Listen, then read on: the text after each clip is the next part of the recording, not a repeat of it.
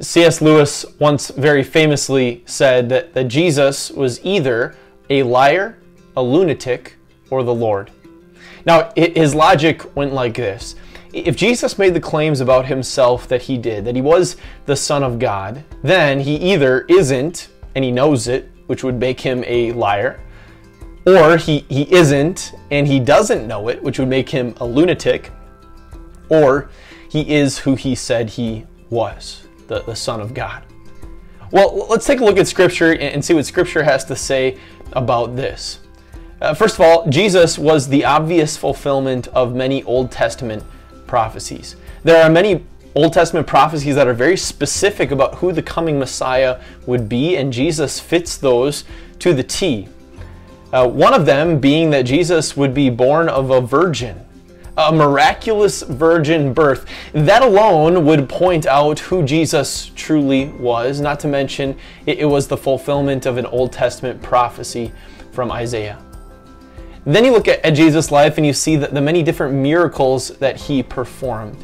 And it wasn't because Jesus was some sort of physician that was gifted with doctoral abilities that far surpassed his time period. No, these were true miracles in every sense.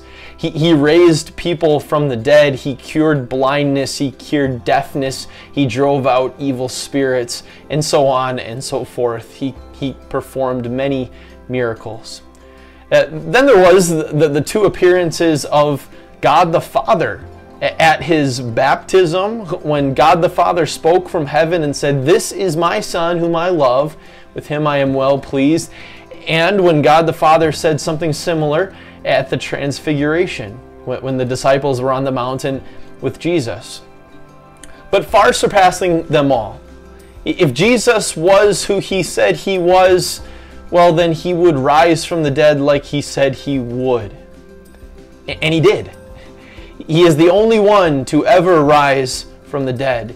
He is the only one to ever defeat death.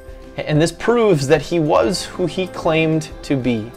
He was the Son of God. He is true God and true man, as he claimed to be. He was true man to save mankind. He assumed the flesh that he came to save. And he is true God, meaning that his sacrifice on the cross counts for us all. So you don't have to wonder who Jesus is. The Bible clearly says he is true God and he is true man for you.